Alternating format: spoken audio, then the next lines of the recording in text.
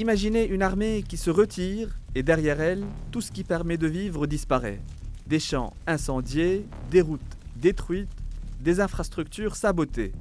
Ce n'est pas du chaos, c'est une stratégie militaire très précise et souvent controversée, la terre brûlée.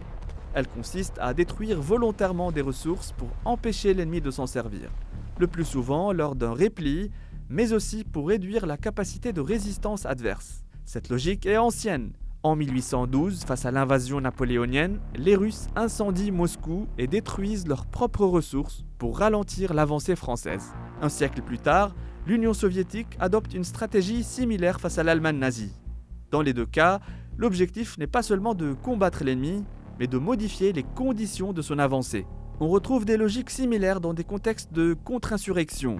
En Chine, durant la guerre civile, des zones entières ont été rendues inaccessibles pour priver les guérillas de refuges, de ressources et de voies de circulation.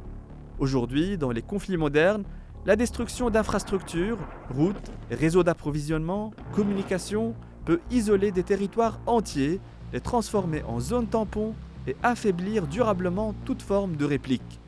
La terre brûlée, une stratégie vieille comme la guerre, mais souvent d'une redoutable efficacité.